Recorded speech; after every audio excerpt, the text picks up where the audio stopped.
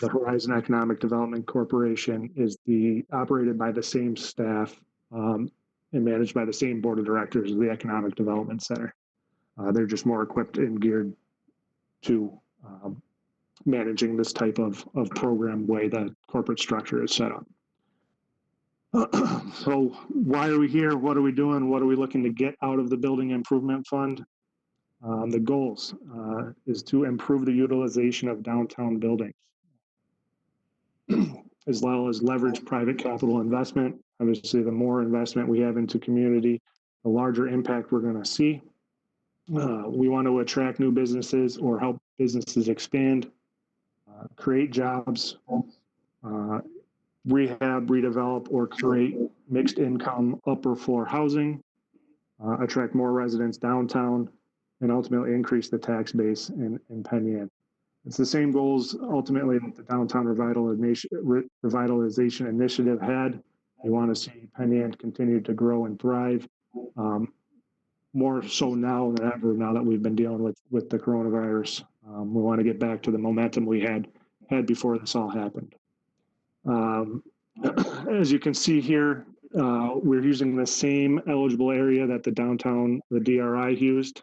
So it's your Penn Yan downtown area, basically all of the Main Street district, cutting over from the post office behind Tops, and most of the Lake Street area as well, if you are on the opposite side of the plaza. The plaza is not included or eligible for this. If you have any questions or you think you're close to the border, certainly give me a call. I'm happy to help out, answer any questions, let you know if you all do fall within that boundary. One of the most important parts of this presentation, and what you'll hear me say a few different times throughout, is the grant funding is reimbursable. So the entire project has to be financed upfront, and the project owner or awardee has to complete the project, finance it upfront, and submit for reimbursement upon completion of the project.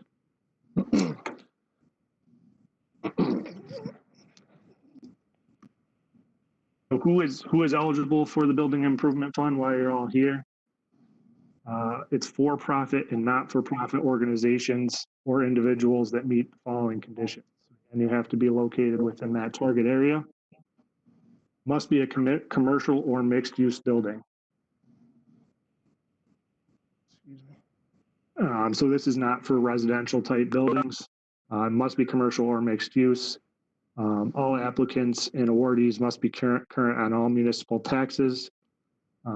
Building owner or property owner cannot be a recipient of other DRI funds. We want the money to go as far as possible, redevelop or revitalize Penn Yan as much as we can.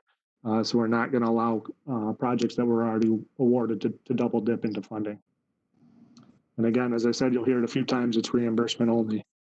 And it is important to note that costs cannot be claimed against the building fund in advance of official approval. So if you have a project that is already underway or you're eager to get going on that, any expenditures prior to the approval date will not be available for reimbursement. So it's going to take a little bit of time to get to that point. If you're able to hold off and want to get your project reimbursed, then you need to wait for that formal approval. So what type of activities are going to be eligible for reimbursement? Again, we're focusing on preserving and renovating historic buildings in downtown. We want to stimulate entrepreneurism, promote mixed income residential uses, and overall increase the tax base. So interior and exterior building improvements would be covered, including facades, painting, window and door replacement, attached signage to the buildings, storefront upgrades, as well as your soft costs. Interior upgrades such as heating, plumbing, and electrical are also included within that. The bottom here, I say commercial or residential. Again, program is not for residential only buildings, but if you do have a mixed use building, you can apply for funding for either the business or commercial side, or the upper floor apartments if you have them and want to rehab them or create new apartments for downtown living.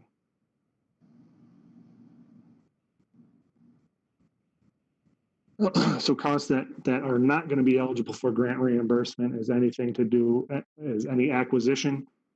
You must own or lease the building in advance, or if you are in the process of purchasing, those funds would not be reimbursable.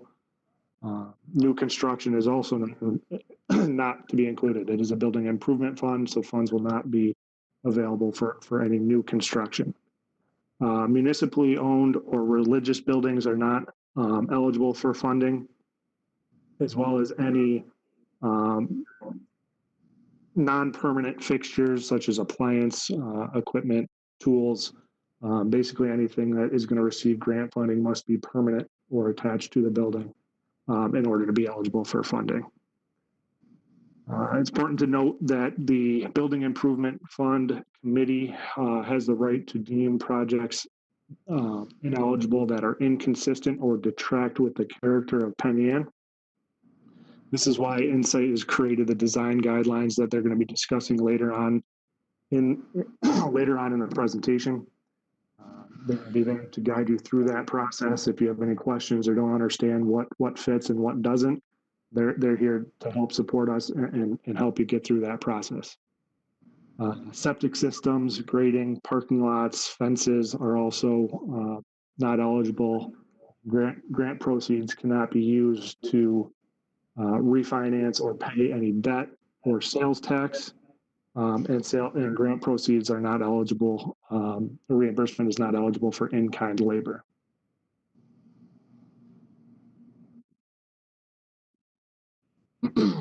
All right, so again, I said it was most important, but projects need to be fully financed in order to be eligible for grant proceeds. You have to complete the project before any disbursement would be made.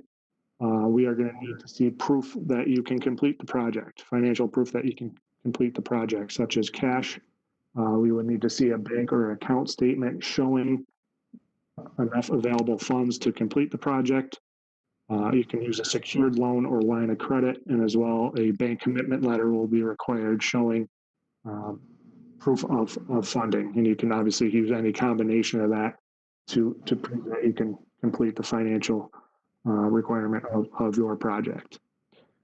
Because we're using state funds, if a project is awarded and you accept grant funds, you will be entered into a 5-year compliance period, meaning that if you sell your building for any point in time during those 5 years, you will be required to pay a portion of that grant back. Then the first year you would be owe 100% of the grant back, and it declines 20% each year you've owned it after that. It's important to note that this takes effect when you accept the funds and not when you are approved or awarded funds. So if you're awarded and it takes a year to complete the project, that 5-year period starts once funds are in. So why are we all here? What can you get to assist your projects? Support projects that are going to help better Penn Yan.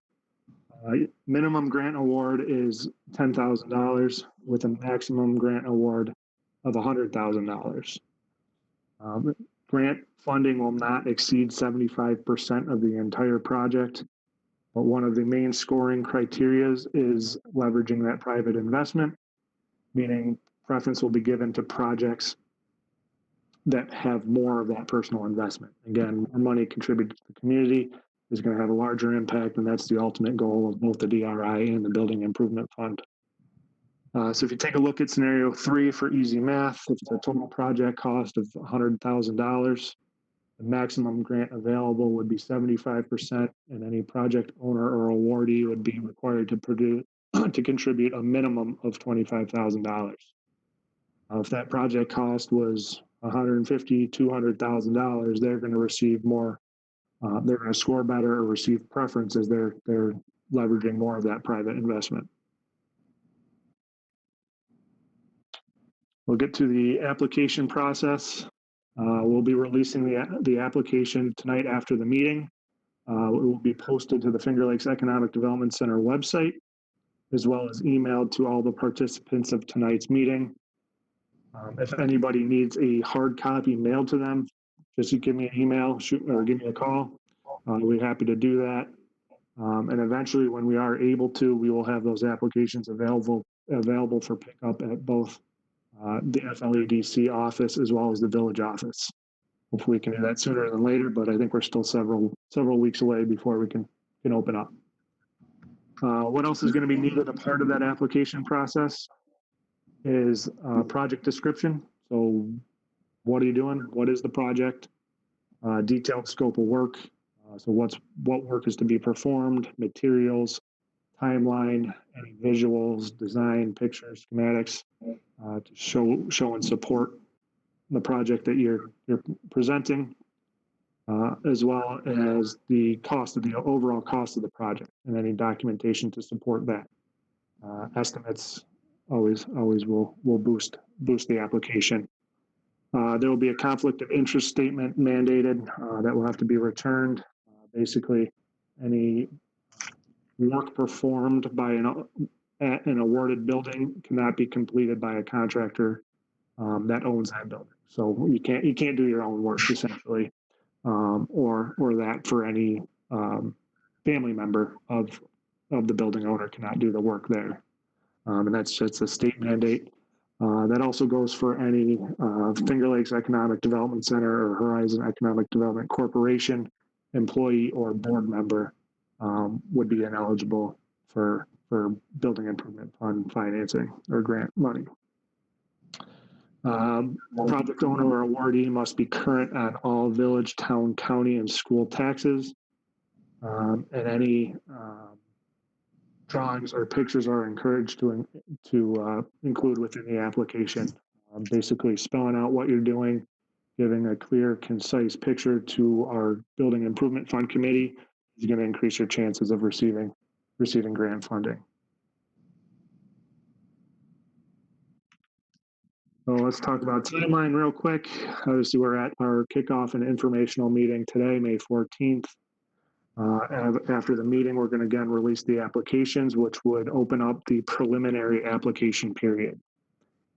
That is going to be open for a month. On June 14th, all preliminary applications are going to be due. At that point in time, the Building Improvement Fund Committee will begin reviewing applications and ultimately select the best applicants, the best projects to receive additional support from Insight Architecture. I will note that Insight again is going to be available throughout that first month of preliminary application to answer your questions, basically act as a consult, walk you through those design guidelines and assist in ways that they can during the preliminary application period.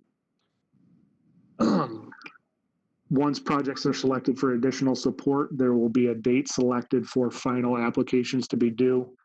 We did not set that date at this point as everything is still pretty fluid. We're trying to understand business owners and when things are going to be reopened up. So we wanted to be flexible because of the current state and of the coronavirus.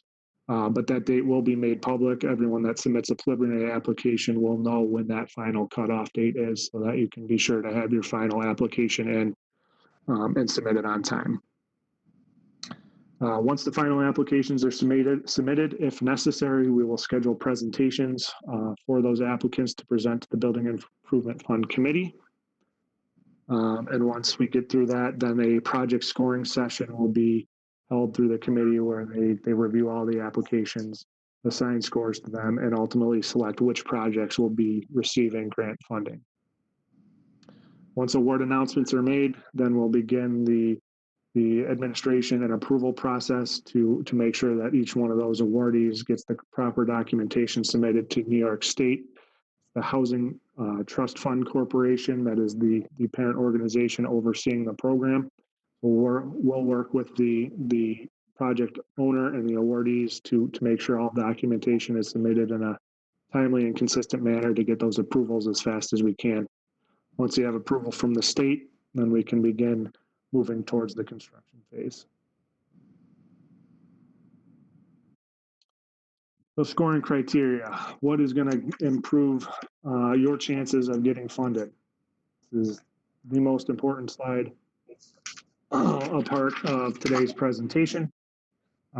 Project readiness is worth 30 points. It's out of a total 100. So making sure that projects are ready to go is extremely important. What that means is providing ownership or lease agreement, having sketches or preliminary drawings.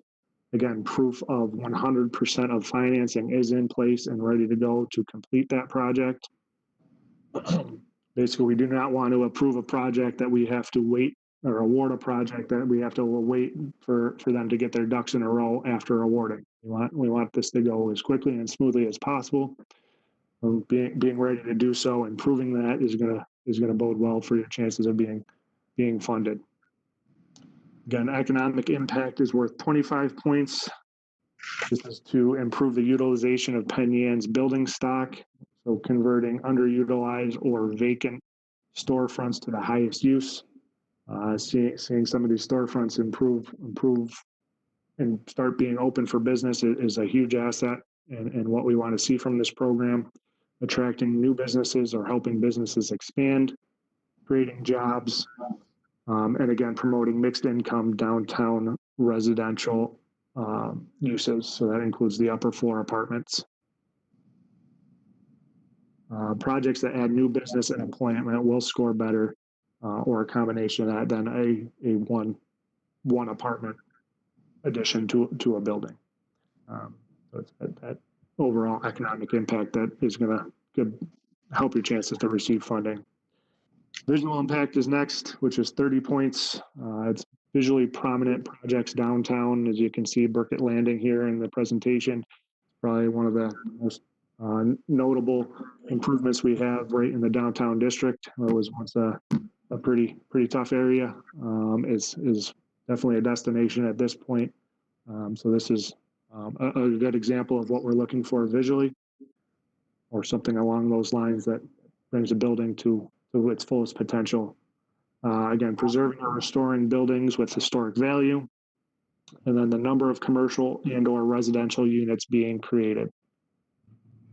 Another portion of the visual impact is if there are projects that are in close proximity with one another, that will receive additional points as well. It's going to create that Burkett Landing type feel. You have multiple buildings down there that were improved, restored the area, revitalized it. So pairing projects that are close together is also going to factor in.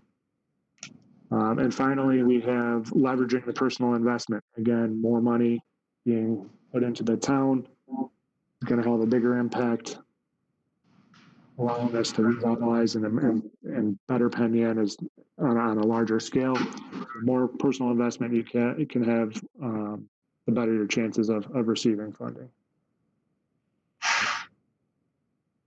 So this brings us to design assistance. Again, I've mentioned Insight Architecture a few times. They are going to be general consulting throughout the preliminary application process, helping further applications that make it through the preliminary and are selected for further assistance.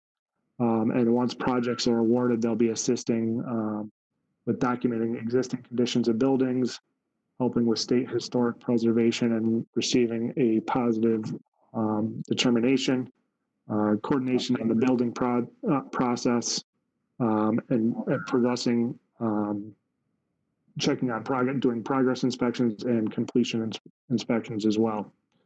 So now I'm going to turn it over to Rick Hauser and James Reynolds from Insight. They're going to go through the design guidelines that they created and talk more about how they're going to assist throughout the Building Improvement Fund program. Great. All right. Well, I'll get talking then, and I'm going to share my screen, Mike. So I don't know if you need to unshare for me to do that, but I can get moving on that. Yep, unshared, so you should be able to go now.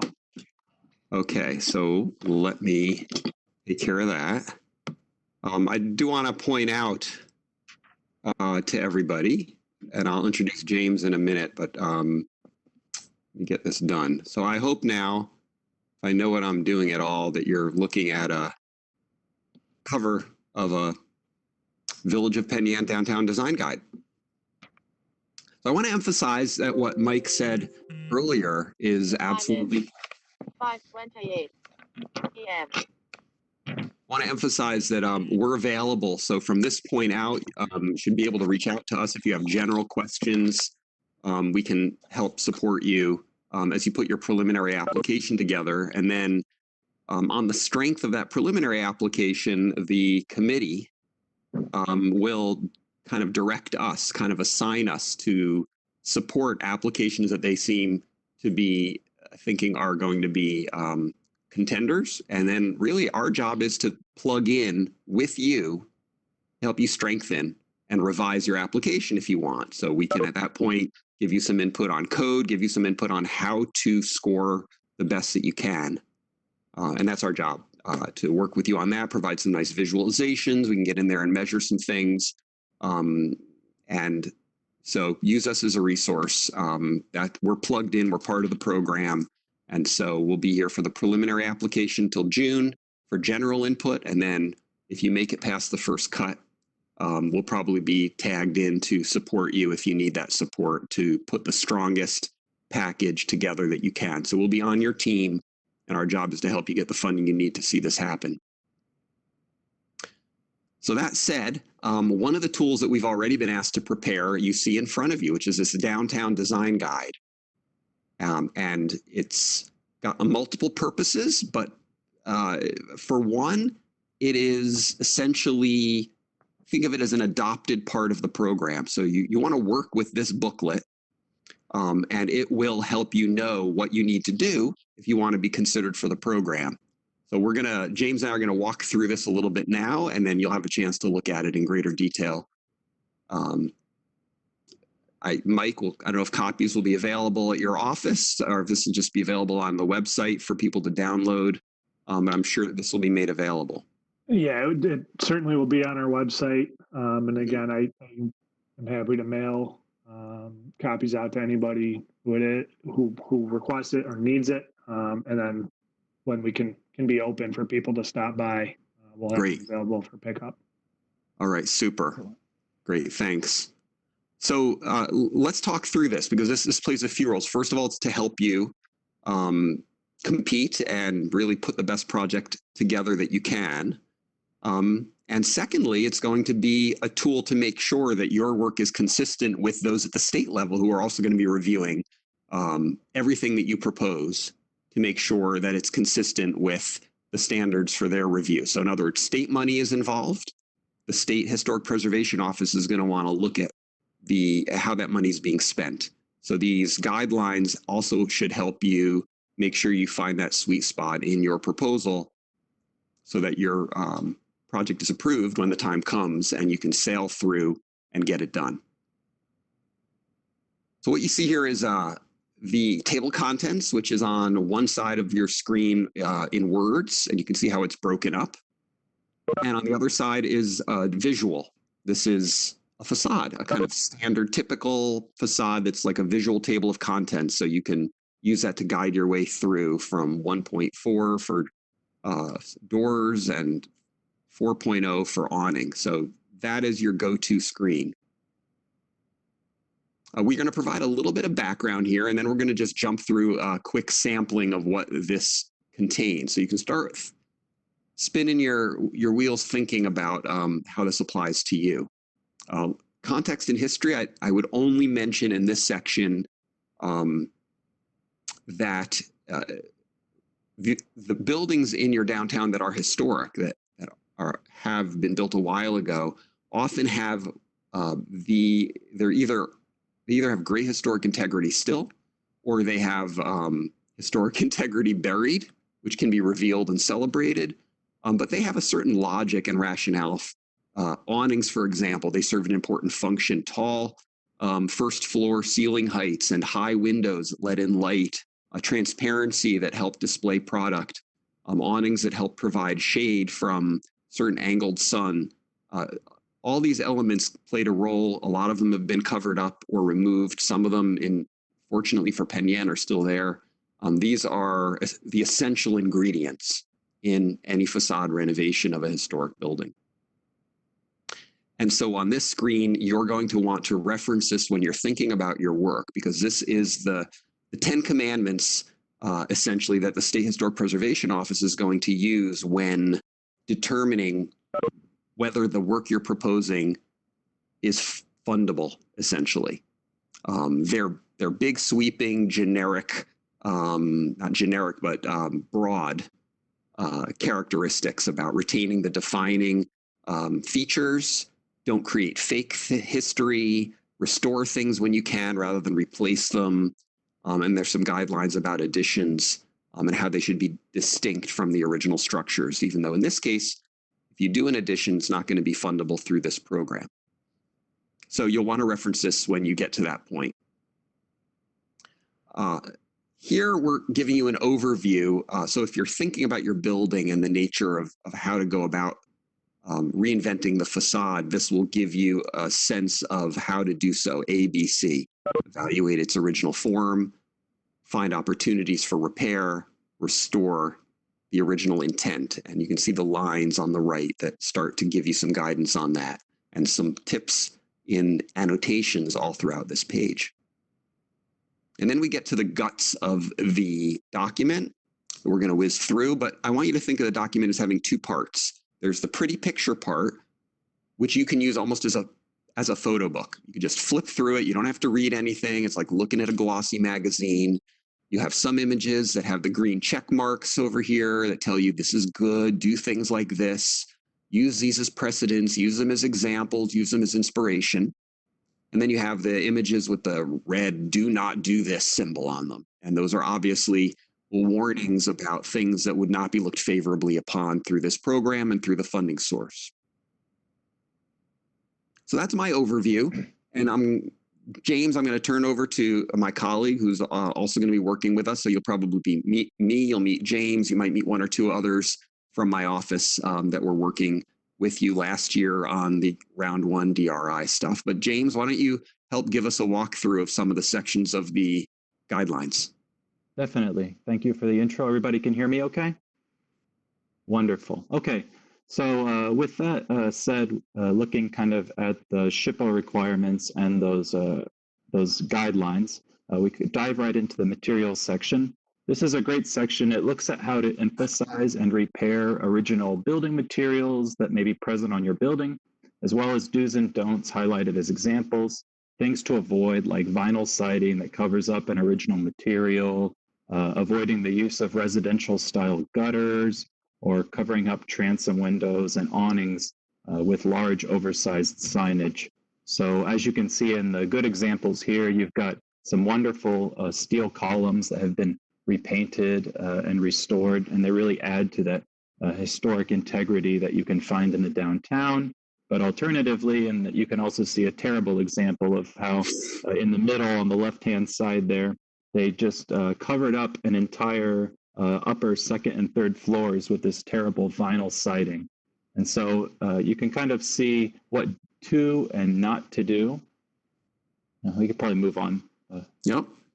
We also have sections that look through a little bit of masonry, some guidelines on how to restore that in a sensitive way, and also examples of what to look for, such as calling out cast iron columns, restoring upper floor roof lights and skylights if possible, things like that. And then we have some really good examples of before and afters where that's been done successfully. Right. Here we have some great examples of more modest approaches, such as in the upper left, you have a very kind of agricultural building that's been turned into a more commercial use. And then on the right, what not to do, right? You have probably what was a grand first floor commercial facade completely covered up with non-painted wood siding, this awkward kind of hat it's wearing. So through repetition, by the end of the guideline, you'll definitely get an idea of how to approach these sort of restorations. Storefronts is a key section because it really talks about how to make a good, inviting, and safe storefront that communicates what you're trying to communicate to your customer base, be it a good or a service.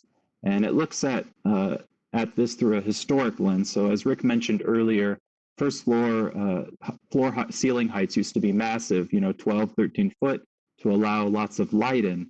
And they had components such as large transparent windows that you could look directly into this visual zone and see wonderful storefront displays and things for sale.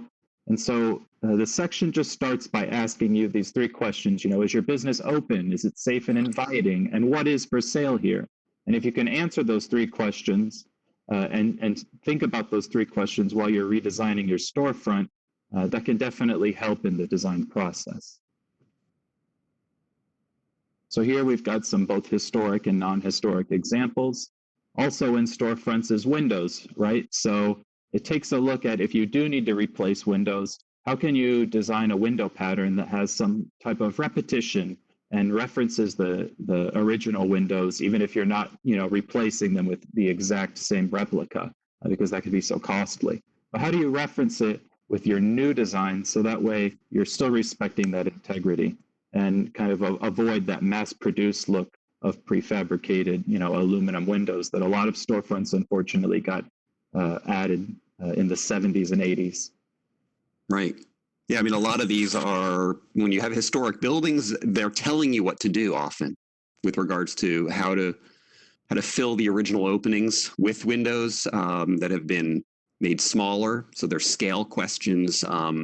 There's certainly questions of materiality, and SHPO is going to be paying a lot of attention to windows. So what those windows are made of, and they're what we call the dimensionality of the frame of the window. So even if it's not wood, if it is another material that works and replicates that dimension and that profile of the frame and can be painted and colored, then they may be amenable to it. But aluminum storefronts, things like that, not going to cut it. And then also it has a little subsection about doors. The main takeaway here, if I just had to, summarize it in one thing, would be that commercial doors and residential doors need to be different enough that your customers or whoever's using the entries can tell them apart. So typically that's usually having full or half glass doors for your commercial entries, and then having, small windows or a half glass door for your residential upper. And there's some great examples on this page. Yeah, that upper left one that shows the transom above a solid door for the upper floor is also nice. So you're letting some light into that stairwell, but you're providing visual privacy and also sending a signal to the public that that is not a public door. And often those transoms have wonderful details that are just waiting to pull a piece of plywood off and be unveiled. Mm-hmm. Color is a very kind of heady section. It has a little bit of an introduction to color theory, which I won't bore you with here. But essentially, it breaks down two separate ideas on how to paint a storefront. You can either, if you have a larger building with multiple storefronts, you can pick a nice base color and then paint each individual storefront a different series of colors so that each one pops. Or you can do something alternative where all of them match as a composition. There's no right or wrong on this one because it's color, right? It's sort of artistic, but it will get you thinking which approach might be better for you. It shows pros and cons of each.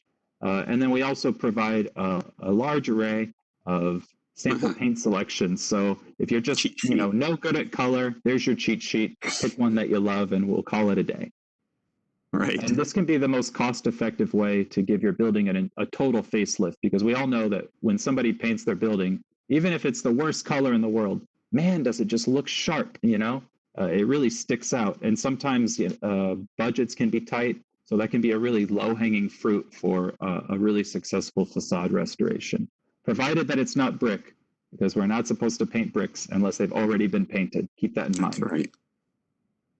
Signage is probably my favorite section because I love doing zoning review. But here you've got a cheat sheet of all of the relevant zoning codes. So if you're wondering, how big can I get away with making this sign? How much window coverage can I do? It's all right here. So this is Penn Yan's actual, a summary of what's in your zoning law. If we just put it in one place, made it pretty. Put a column and defined them all. So if you need to look them up again, you can check section 20264 if you need to. But to start with the signage, it starts with, you have wall-mounted signage. So again, some fun examples of what to and not to do.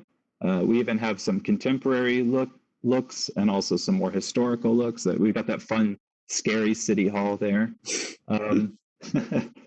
We also have projecting signage, right? Those are a wonderful way to kind of have a historic feel for a downtown. You can paint them up with gold leaf. They can reflect the light. It's just a very wonderful kind of homage to a 150-year-old, kind of style that's still around today.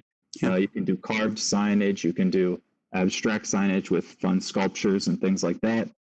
There's also window and door signage. A lot of historic buildings don't have places where a signboard could go. And that's okay, because windows can be just as successful as signboard if you don't have the space on the wall. And so here we look into some rules of thumb, such as, in that bad example, don't put a bunch of opaque posters you can't see through in the window. You might as well have a wall at that point. Do things like have transparent backgrounds on gold leaf decals and things such as in the upper left corner. And that can really be a fun way to have a first level of communication to your clientele. But then as their eyes adjust and they look past it into the window, you can have your display right behind it. So it's just kind of a fun way to, again, maintain that historic motif without doing anything too drastic. A window decal is quite cheap. And then it probably won't come up as much, but I added it as a section because it is in the zoning code. Buildings that have a setback or have a large parking lot in front, there are sensitive and nice ways to add and provide signage for those as well. And then a quick little section on awnings. Here we've got a handful of examples and a little diagram showing how they can be used, as well as things like minimum clearance. Keep it 8 foot high so nobody bumps their head and you're in good shape. And how you can use the colors to reflect your branding, such as in the top right corner, that Right Start, how they have a really fun kind of rainbow color for their branding. And so they used it as a stripe on the edge. Or you can take the more traditional route, like on the bottom with Sundance Books. You just have a nice green and red stripes with a little valance that has some lettering. And awnings can cover up a variety of sins too. So they can actually become a really cost-effective way to restore the proper scale and proportion. If you do have reduced size storefronts and you don't have the budget to, or you have complexities on the interior with low ceilings, you can actually use awnings to help bring back the scale and visually deal with that enormous forehead, oversized. Plus the pragmatic function of just providing shade and shelter for outdoor seating. Yeah. Lighting's a good section. It kind of breaks down some of the do's and don'ts about color temperature and how to provide really a safe, effective, well-lit storefront. Even at night, right after the businesses can be closed, there can be a certain number of fixtures that can remain on that kind of act as de facto street lighting in the area, which provides a little bit more safety and a little bit more ease of use for pedestrians traveling, but it also illuminates your brand and your signage. So here again, we've got some examples of how to, what to avoid and what not to avoid. Obviously, for a more historic downtown, it's not so fitting to have a plastic or aluminum light box with a light behind it and this cheap, vinyl sign that can be printed easily. Something a little bit more fitting, a little bit more tasteful, could do better, such as burritos and blues. You've kind of got raised signage letters. Well, that takes us to our back section, which is just the nuts and bolts. So that's really it. I mean, that's essentially the overview. There's a lot more to it, but for introductory sake, we just wanted to give you a quick walkthrough, get the wheels turning about your project, and Mike will make sure to send everybody our contact information so we can get a conversation started coming out of this meeting. Thanks. Yeah, we're very excited for what we might get to work on. So keep the ideas rolling and get those pre-applications in, please. All right, I'm going to stop sharing and get it back to you, Mike. Great, thank you. Thanks, Rick and James and the rest of the Insight team for putting those design guidelines together for us. You can clearly see the time and energy you put into those and how much of an asset you guys will be to put forward some of the best projects we can to have the most impactful projects for the Village of Penn Yan. Let me find my figure out how to share my screen here and get back to wrap up the rest of my presentation and get quickly to the Q&A so we can keep moving forward. Super. All right, did that come through all right? And we are back on our way. All righty, so more of the final part of the presentation here is going to be more geared towards projects that have already been awarded funds. Would be the design assistance that we talked about with Rick and James from Insight. They're going to help with the consistency and local design guidelines as they're spelled out in the design guideline. Formal written scope of work will be put together. They're going to assist with the state historic, establish environmental, and help work up bids to be sent out to contractors. The bidding, we can get into more detail as we get along in these projects and have applications and projects awarded. But a brief overview, the FLHEDC, working with the project owners and awardees, are going to develop and enhance and create the best scope of work and come to an agreement and sign off on that. That scope of work will then be sent out to local contractors. A minimum of 2 bids must be received in order to make a selection on a contractor, begin moving forward towards the construction phase. There will be minority, women, and business enterprise requirements a part of the grant process, as there is with any state-funded project. There is a 10% goal for both minority, a 10% goal for minority-owned businesses, and an additional 10% goal for women-owned businesses. Again, the FLHEDC will work with the applicant, with the awardee and the project owners to make sure that we are reaching out to those MWBE businesses and doing everything we can to meet those established goals. As you can see at the bottom table here, 2 bids are required. Grant proceeds are going to be based off of the lowest bid. Now, the project owner or awardee does have the choice of which contract or bid they want to go with, but again, the grant reimbursement is going to be based off of the lower bid. So if you take windows, for example, you received a bid from contractor A at $15,000 and a second bid from contractor B at $16,500. If you, the project owner, feel that contractor B is better situated, you're more comfortable, you like the work that they're going to do, you have the right to choose them, but the grant is going to be based off of the $15,000 bid. Again, the maximum grant percentage is 75%. So the grant payout based on that scenario would be $11,250, again, which is 75% of the $15,000.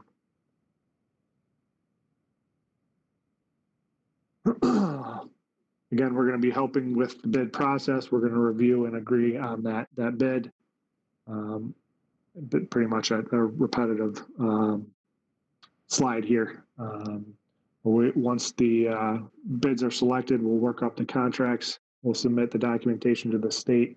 This is going to come into the administration. We'll make sure that everything is set up quickly as possible, submitted to the state for approval so that we can continue towards the construction phase and getting these projects underway and starting to see the impact that they're going to have on the village of Penn Yan.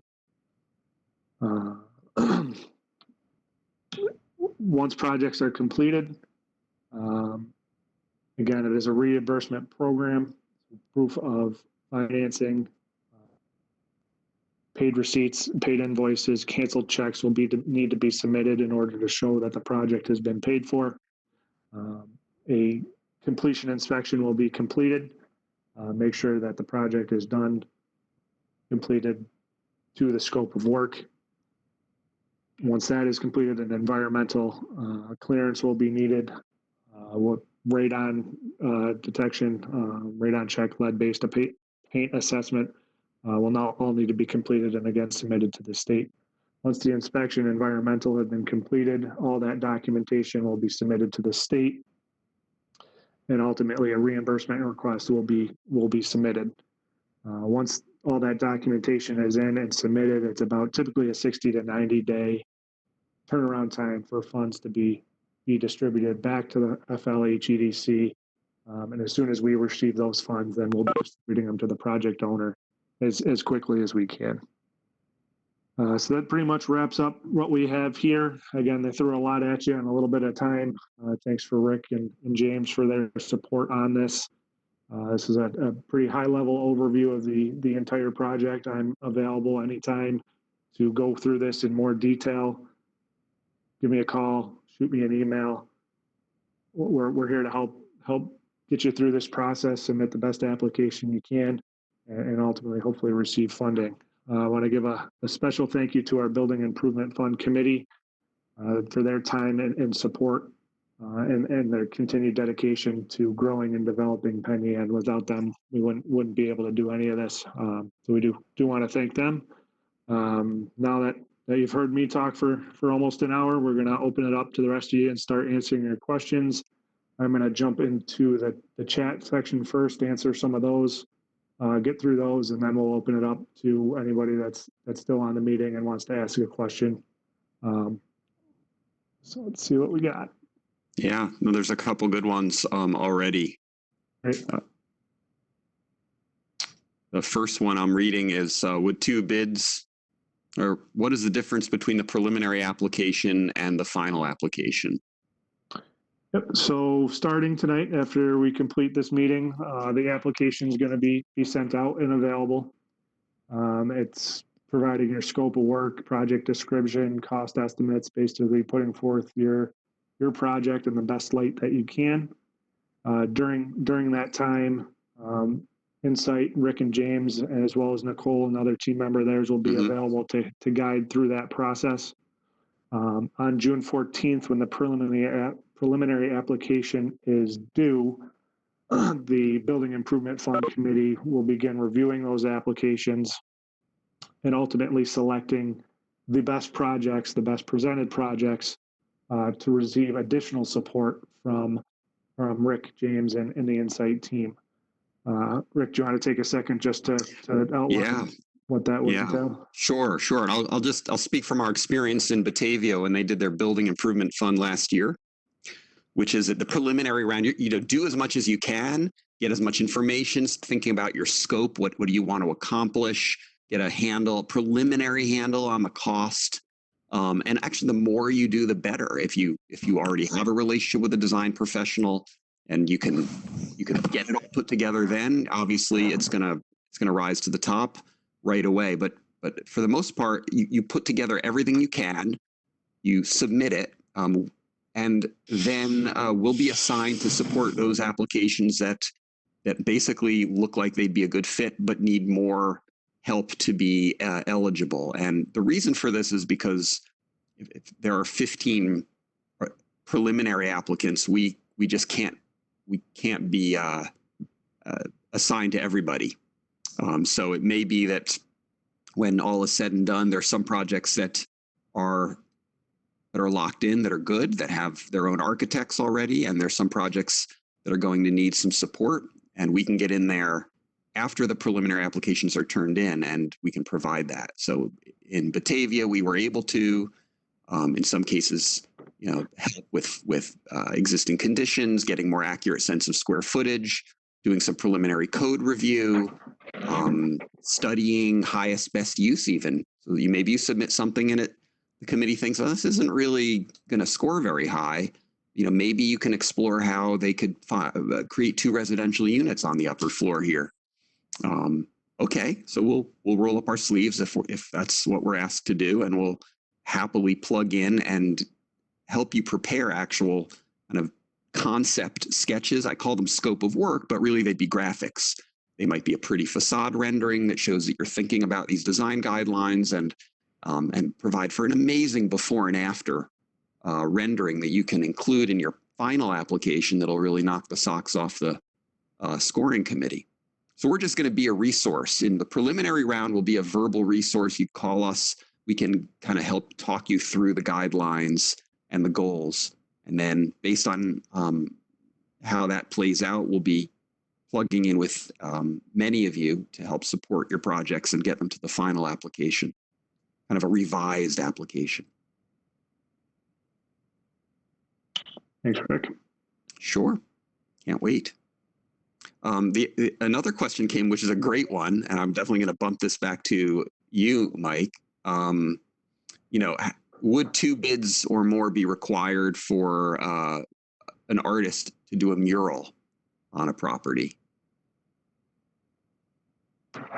If they're applying for and seeking grant funds, it certainly would need a minimum of 2 bids received.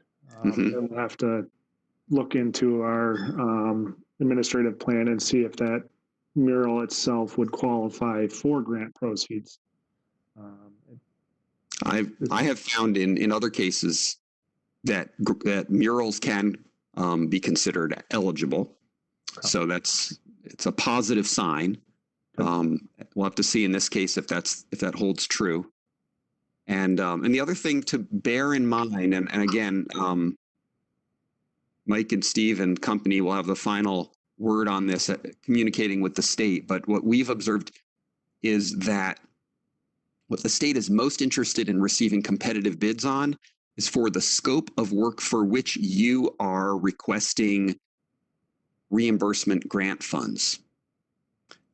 If you want to do additional work above and beyond the match that is ultimately required of you, the rules are different. So if you're doing a $300,000 project, you qualify for $75,000 of funds. The required match might be $25,000, or maybe it could be a little higher depending on what the committee decides. But you're still going to have a lot of funds for which the state is not going to be looking at your bid packages for, because you're so far above and beyond that. So there are probably a lot of ways that you can handle the issue of murals if it's a matter of a specific artist who costs more. Or you can try to write very clear specifications, get competitive bids for a mural, but based on the specifications that will provide apples to apples comparisons.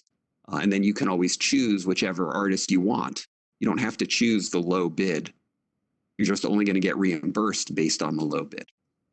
So those are the only other things I would add on that. Great, thank you, Rick, and good question, Paulina. Yeah.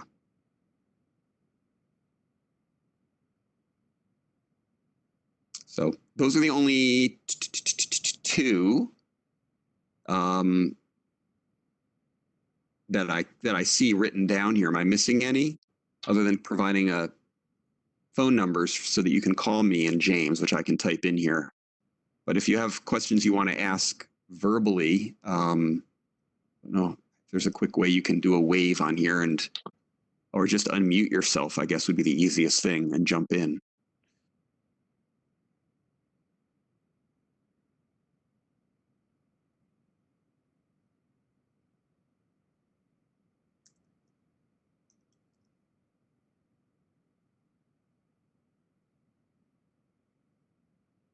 Hey, Mike, this is Steve. Will we be putting I think we should be putting this presentation at the end on our website? Correct. All right, so we can get Mike's full cell phone number on that as well, and we can post that, and we'll make sure that we get, actually Rick's already done it, we can get their contact numbers out to everyone as well. And Paulina, we'll talk as a committee and get back to you on the idea of the mural. I'm not myself opposed to murals. The question might be, depending on how many applications we get, how impactful is a mural over some of the other projects that might come in. I'm not saying it won't rank as high as the others, but it very well may. It's just, I think a lot of it's going to depend on how many projects we get and what they consist of.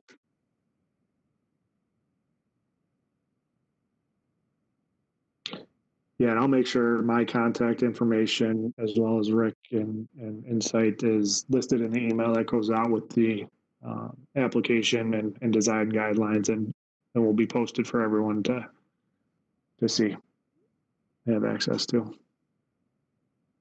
Great. Any other questions for this evening that James or I can chime in on?